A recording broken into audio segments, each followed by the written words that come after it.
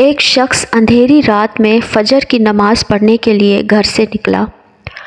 اندھیرے کی وجہ سے اسے ٹھوکر لگ گئی اور وہ منہ کے بل کیچڑ میں گر گیا۔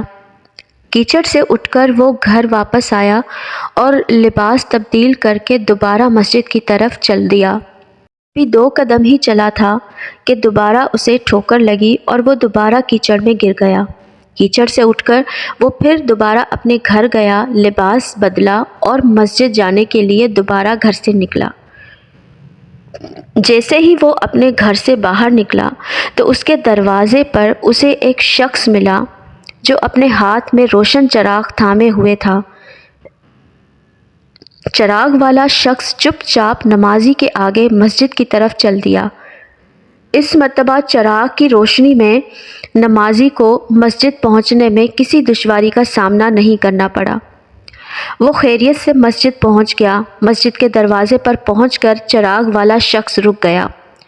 نمازی اسے چھوڑ کر مسجد میں داخل ہو گیا اور نماز ادا کرنے لگا۔ نماز سے فارغ ہو کر وہ مسجد کے باہر آیا تو وہ چراغ والا شخص اس کا انتظار کر رہا تھا تاکہ اس نمازی کو چراغ کی روشنی میں گھر چھوڑ آئے۔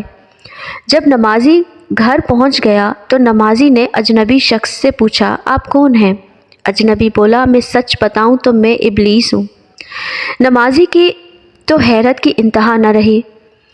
اس اجنبی کی یہ بات سن کر نمازی سوچنے لگا کہ ابلیس شیطان کیسے مجھے مسجد تک چھوڑ سکتا ہے۔ اس اجنبی کی یہ بات سن کر نمازی سوچنے لگا، ابلیس یعنی شیطان کیسے مجھے مسجد تک چھوڑ سکتا ہے؟ اس کا کام تو لوگوں کو بہکانا ہے۔ تو اس شخص نے بڑی حیرت کے ساتھ ابلیس سے پوچھا، تجھے تو میری نماز رہ جانے پر خوش ہو جانا چاہیے تھا، مگر تم تو چراغ کی روشنی میں مجھے مسجد تک چھوڑنے آئے۔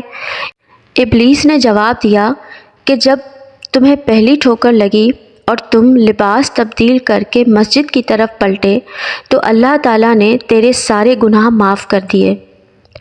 جب تمہیں دوسری ٹھوکر لگی تو اللہ تعالیٰ نے تمہارے پورے خاندان کو بخش دیا، جس پر مجھے فکر ہوئی کہ اگر اب تمہیں ٹھوکر لگی تو اللہ تعالیٰ کہیں تمہارے اس عمل کے بدولت ساری گناہوں کی مغفرت نہ کر دے۔ اس لیے میں چراغ لے کر آیا ہوں کہ تم بغیر گرے مسجد تک پہنچ جاؤ۔